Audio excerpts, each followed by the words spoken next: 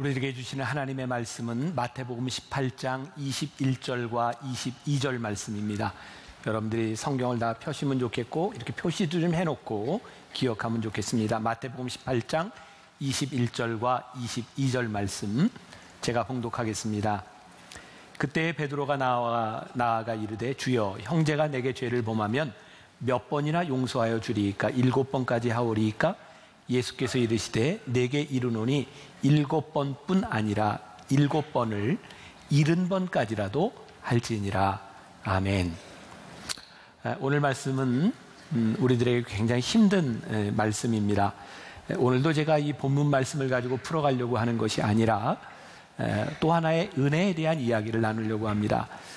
오늘 저는 좀 일찍 이렇게 눈이 떠졌습니다. 새벽 3시에 일어나서 말씀을 다시 붙잡고 어머니 기도실에 가서 기도하고 말씀을 보는데 이 말씀을 전하는 게 너무너무 힘든 거예요. 제가 쓴 원고를 보면서, 왜냐하면 벌써 오래전에 준비한 원고인데 지금 우리가 이렇게 맡고 있는 이 시국과 이렇게 맞물리면서 이 말씀을 전하는 게 참 쉽지 않다. 그러면 제 마음속에 떠오른 건 복음을 말하는 것은 쉬운 일이 아니구나라는 생각이 들었어요. 아마 제가 하는 이야기, 이 설교를 들으면서 여러분들 마음 가운데도 좀 갈등이 일어나는 분이 있을지 모르겠습니다. 그러나 우리가 깊이 있게 이 말씀을 고민하며 들었으면 좋겠다라는 생각이 듭니다. 용서라고 하는 말만큼 불공평한 단어는 없는 것 같아요. 여러분, 용서를 비는 것과 용서를 하는 것, 어느 게 더 중요한 걸까요? 아마 당한 상황에 따라 다 틀릴 것이고, 이 용서라고 하는 것만큼 우리들에게 힘든 것이 없는데, 문제는 용서가 이루어지지 않으면 관계도 끝난다는 겁니다. 베드로가 예수님께 이렇게 말을 하죠. 예수님, 나에게 잘못한 사람을 7번 용서하면 되겠습니까? 이 7이라고 하는 의미는 율법에서 정하는 내가 이 정도 용서하면 너는 의무에서 해방돼, 이런 정도의 숫자입니다. 그 정도면 내가 할 일을 다 했어. 근데 예수님께서 뭐라고 말씀하시냐면, 용서는 숫자에 대한 문제가 아니다. 7번씩 70번이라고 하는 것은 우리가 잘 아는 것처럼 무한대다.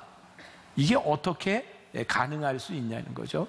근데 이 말씀은 예수님께서 마태복음 18장에 있는 1만 달란트 빚진 자의 비유와 이어서 연결되어 있는 거죠. 1만 달란트 빚진 자가 탕감을 받았는데 100데나리온 빚진 자를 용서하지 못하는 것에 대하여 질책하는 거죠. 마가복음 11장 25절 말씀을 봅니다. 이것도 참 어려운 말씀이에요. 제가 봉독할게요. 서서 기도할 때에 아무에게나 혐의가 있거든 용서하라.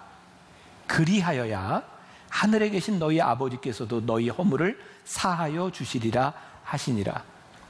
기도의 자세에 대해서 나와 있는데, 기본적으로 기도는 용서의 태도와 연결되어 있다.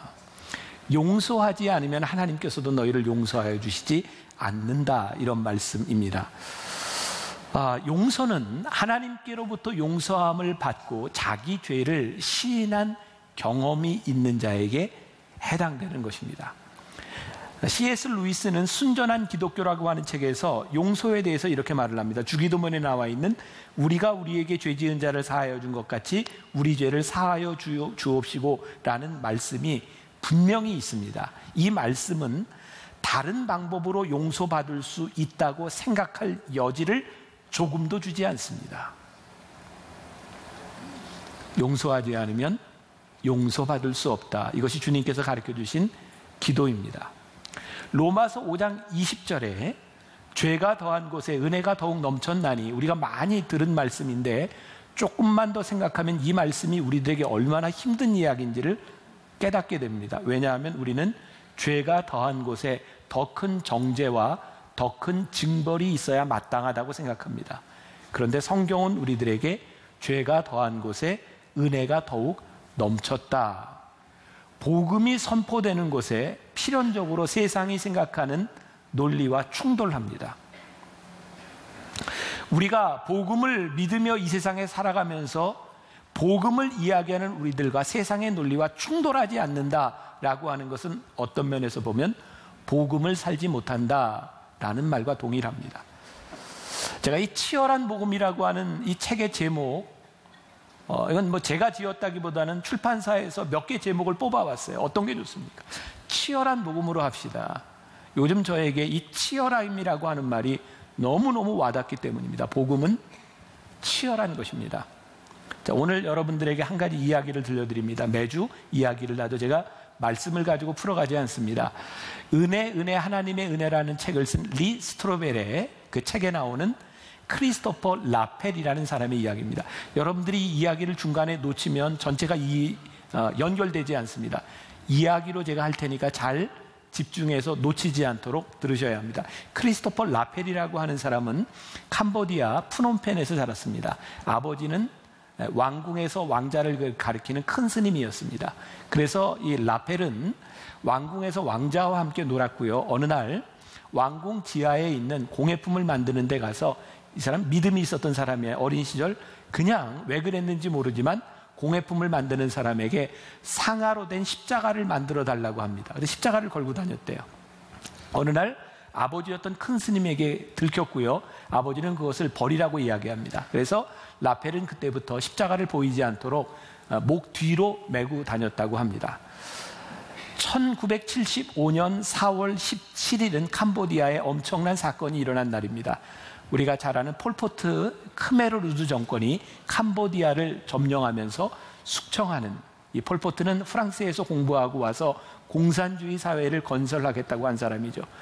우리가 잘 아는 킬링 필드가 시작이 됩니다. 1364일 동안 폴포트 정권은 800만 캄보디아인 중에 200만을 학살합니다. 기록에 의하면 당시 대학생이 11,000명이었는데 살아남은 사람은 450명밖에 되지 않습니다. 중학교 이상 교육을 받은 사람들 중에 5%만 생존합니다. 기록에 의하면 그 당시 캄보디아의 의사가 800명이었는데 760명이 학살을 당하고 745명의 판사 중에 541명이 학살을 당합니다. 그 와중에 라펠의 가족들도 왕궁에 있었던 가진 자였기 때문에 신분을 속이고 다 흩어져서 도망가게 됩니다. 라펠은 자신을 농부라 속이고 붙잡혀서 노동을 하게 됩니다.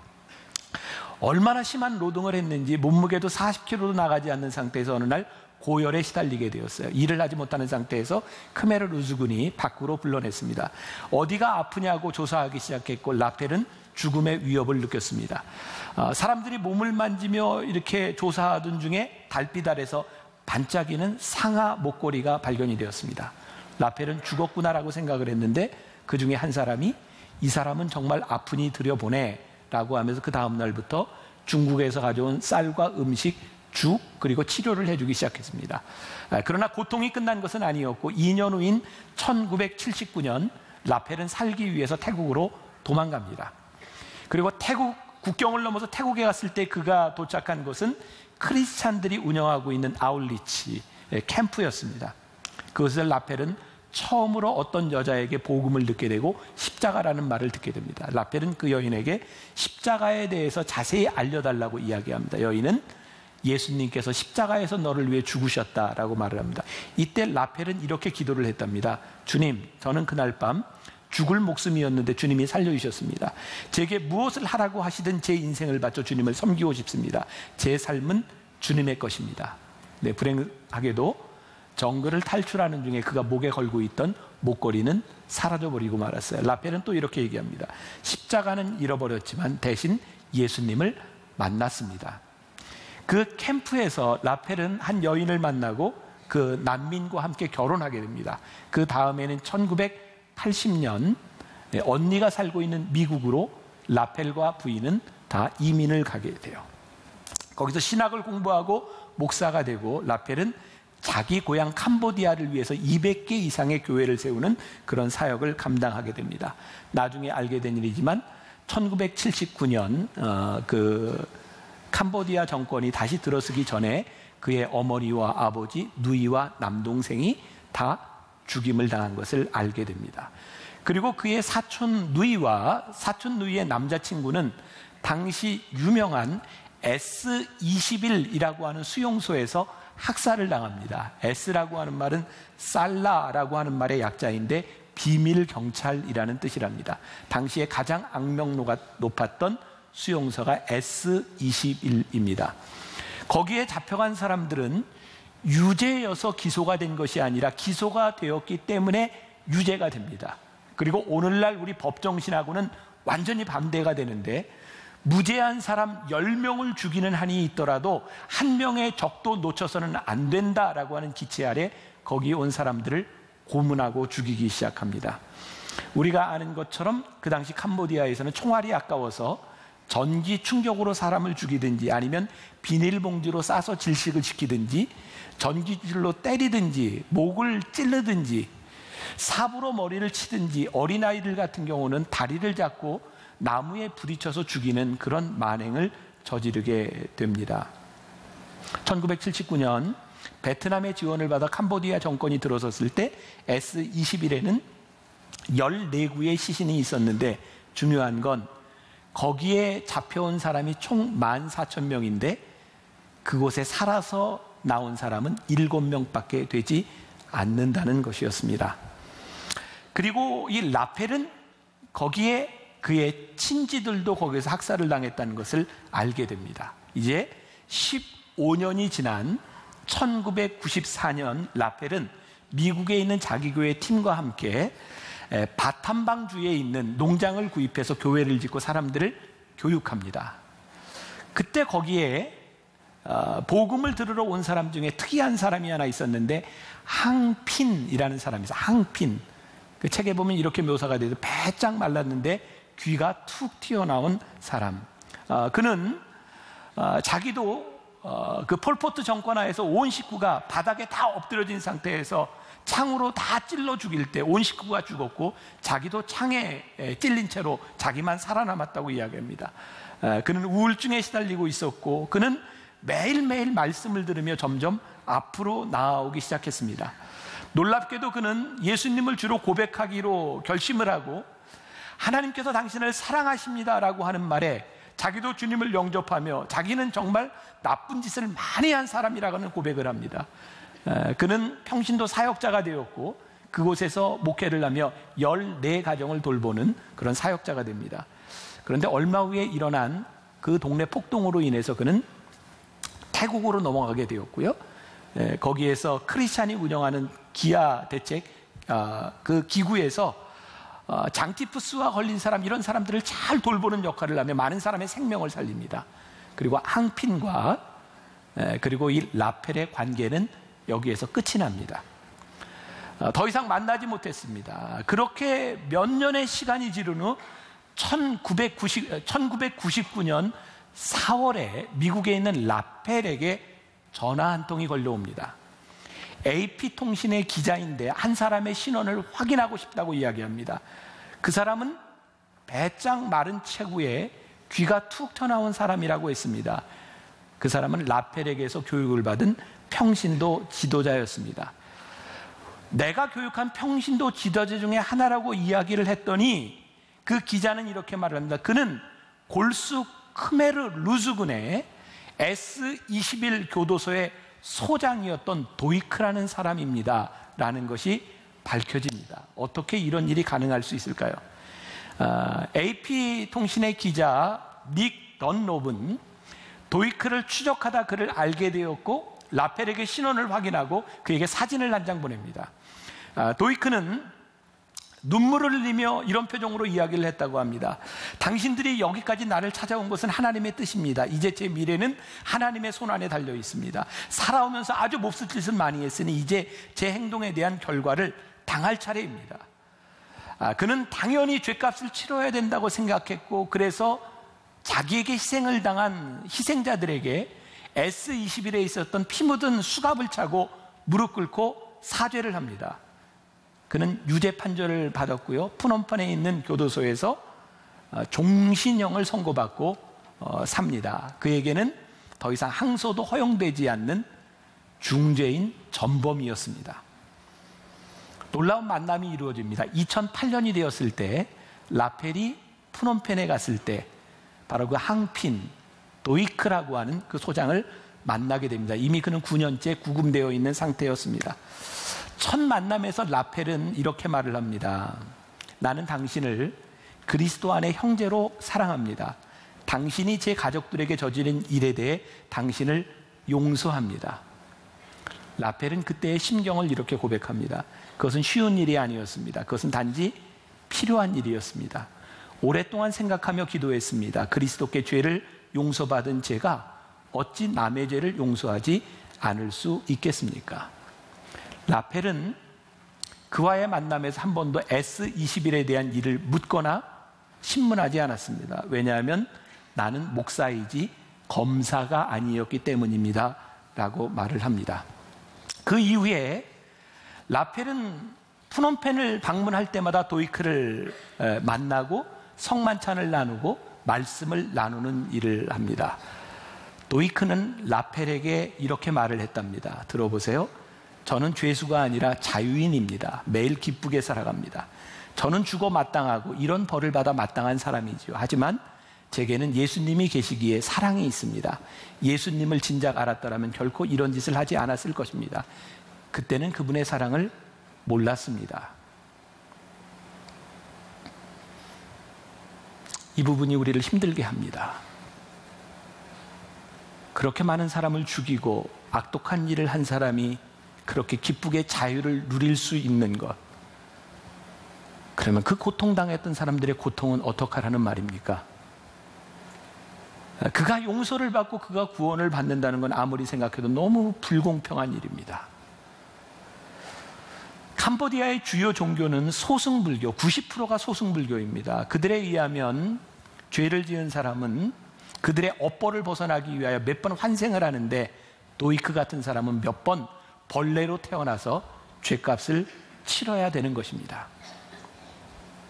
어쩌면 소승불교에서 얘기하는 그 승려들이 이야기하는 말이 잔혹한 범죄를 저질렀던 도이크에게는 정의일 것 같습니다. 분명한 정의입니다. 그것은 너무나 불공평한 은혜입니다.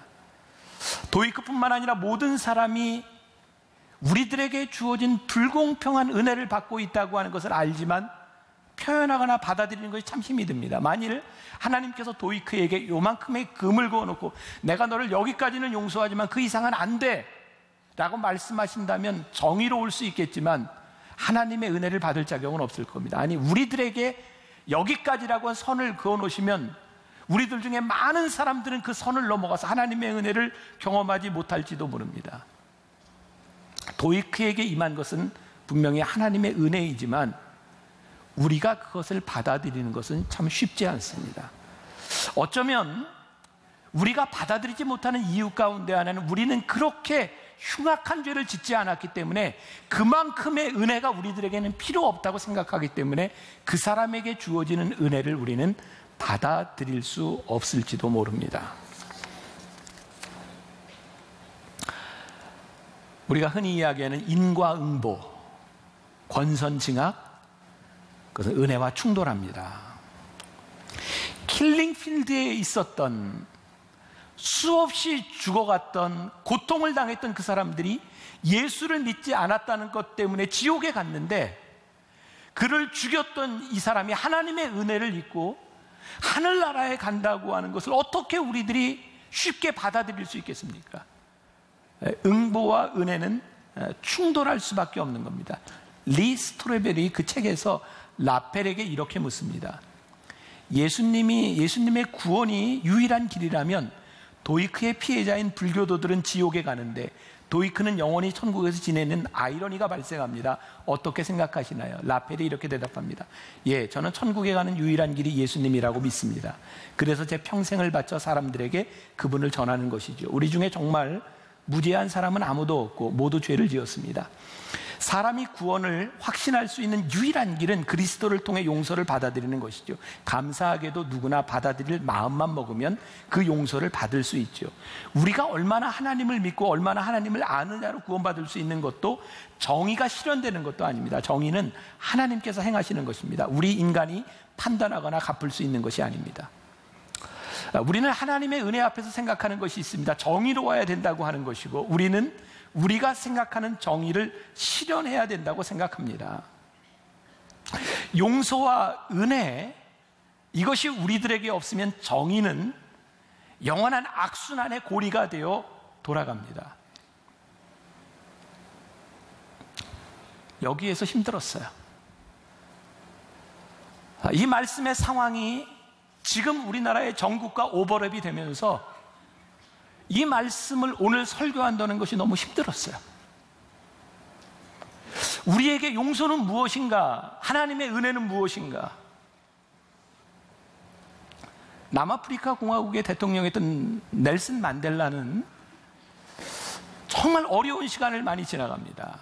그가 특히 로빈 감옥에서 죽을지도 모르는 그 오랜 기간을 지났지만 그가 나왔을 때, 대통령이 됐을 때 그가 처음으로 한 말은 용서였습니다.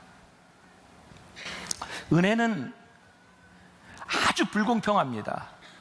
왜냐하면 죄의 크기에 따라 적용되는 것이 아니기 때문에 은혜는 불공평합니다. 근데 은혜는 공평합니다. 왜냐하면 모두에게 임하기 때문에 공평합니다. 그런데 불공평합니다. 2012년 2월호 동아일보에 이런 기사가 실렸더라고요. 16,000명 고문으로 죽인 크메르 루즈 교도소장 35년형 길다 항소했다가 종신형을 받았다. 그리고 종신형을 받는 데서 판사를 억울한 눈빛으로 보았다. 이게 논쟁이 되었습니다. 이 도이크가 용서를 빌고 하나님의 은혜를 입은 것이 진실인가 거짓인가에 대한 논쟁이 붙었습니다. 저는 그것도 따지고 싶지 않습니다. 중요한 건 하나님 앞에서 그는 용서받을 자격이 있지만 거짓 용서를 빌었다면 그는 하나님의 은혜를 받을 자격은 상실한 사람 같다는 생각도 듭니다. 이거 너무너무 힘들어요. 2016년 5월 미로슬라프 볼프라고 하는 사람이 기억의 종말이라고 하는 책을 썼습니다. 기억의 종말. 그는요, 유고슬라비아 내전 때 아무 이유 없이 마르크스에 대한 논문을 썼다는 이유만으로 잡혀가서 무지막지한 고문을 당합니다. 그는 그 고문의 흔적, 그 기억을 지우기 위해서 너무너무 애쓰는데 그게 잘 되지 않는 거예요. 그래서 그는 기억의 종말이라고 하는 책을 씁니다. 그는 하나님의 사랑으로 우리의 아픈 기억을 끝내지 않는다면 그 기억은 우리를 너무 힘들게 한다는 거죠. 화해를 해야 되는 이유는 과거를 위해서가 아니라 미래를 위해서 하는 것이고, 화해가 가장 중요한 것은 하나님이 하시는 일이지만, 자, 여기서 굉장히 힘든 이야기입니다. 화해는 피해자가 먼저 화해해야 된다는 거예요. 기억의 종말이라는 책에 보면 피해자가 먼저 화해를 해야 된다. 왜냐하면 가해자는 기억하지 않는답니다. 가해자는 그가 무엇을 잘못했는지 용서를 빌려고 하는 마음이 없다는 거예요. 화해는 피해자부터 시작되지 않으면 화해가 이루어지지 않는다는 거예요. 우리의 정의의 관점에서 보면 이것이 용납이 되는 일이 아닙니다. 그런데 복음은, 성경은 우리들에게 하나님의 사랑을 입은 너희가 피해자인 너희일지라도 가해자를 용서하라고 말씀하고 있습니다. 참 힘든 말씀인데 이것이 우리들에게 말씀하시는 복음입니다. 피해자가 먼저 용서해야 된다. 그래서 신학자 레더라크라고 하는 사람은요, 화해가 얼마나 아픈 과정인지 이렇게 표현을 썼습니다. 화해는 고통의 강에 집을 짓는 것이다. 너무 힘든데 우리들이 화해하지 않으면 안 되는 이유가 무엇이냐면, 우리를 가해한 그 사람을 우리들이 안 보고 살 수 있으면 모르는데, 그 사람이 우리와 함께 이 땅 위에 함께 살아가야 되는 사람이라면 화해의 문제가 해결되지 않으면 안 된다는 거예요. 지금 제가 이야기하는 것에 비하면 아주 작은 문제인데, 지지난주에 약간의 사고가 있었어요. 제가 이렇게 있는데 어떤 차가 그냥 확 빨리 우회전을 하면서 제 차를 받았어요. 운전자가 나와서요, 무조건 저한테 잘못했다고, 죄송하다고, 안 다치셨냐고 이렇게 따지는 거예요. 보험 회사 직원이 왔어요. 근데 제가 잘못이 더 많대요. 제가 용납이 안 되는 거예요. 다행히 제 차에 블랙박스가 있었어요. 제가 그걸 녹화를 해서 보험회사에 보내줬어요. 결론은 제가 더 잘못했대요. 그날 밤 잠을 못 잤습니다. 억울해서. 다음날 일어나서 털어버려야 되겠다. 잊어버리자. 그 다음날 잘 잤어요.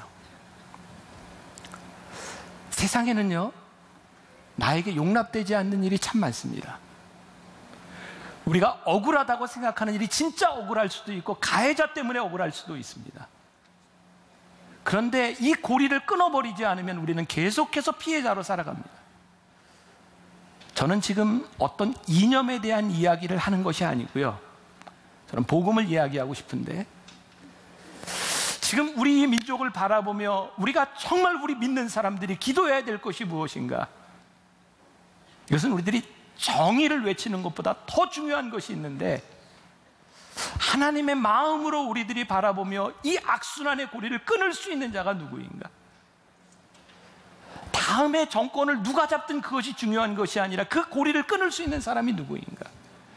우리들의 아픔을 끊어버리고 기억의 종말을 고하고 다음 세대에 물려줄 수 있는 이 좋은 나라와 믿음의 유산을 남겨줄 수 있는 것, 그것은 이 고리를 끊을 수 있는 사람에게서도 시작될 수 있다.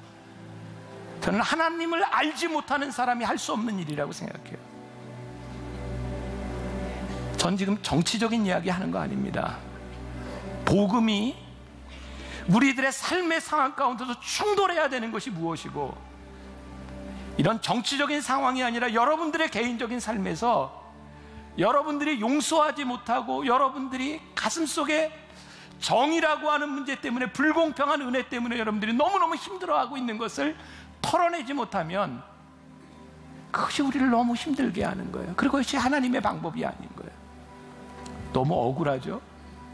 가해자는 용서를 빌지 않는데 피해자인 우리가 손을 내밀어 화해하자는 게 너무 억울하잖아요.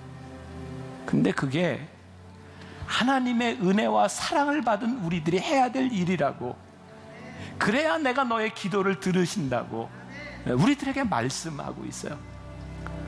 여러분, 이 시대와 이 민족, 여러분들의 개인적인 삶을 바라보며 정말 바꿀 수 있는, 이 악순환의 고리를 끊을 수 있는 복음, 세상과 충돌하는 복음, 우리가 참 힘들지만 이 복음 때문에 몸부림치고 우리들이 고뇌하고 믿음의 결단을 내려야 되는 그 복음 앞에 저는 소망이 있다고 봐요. 우리가 정말 그 기도를 해야 될 때라고 생각하고요. 은혜는 참 불공평해서 그 은혜가 공평하구나, 이게 저와 여러분들에게 고백될 수 있기를 주님의 이름으로 간절히 소원합니다.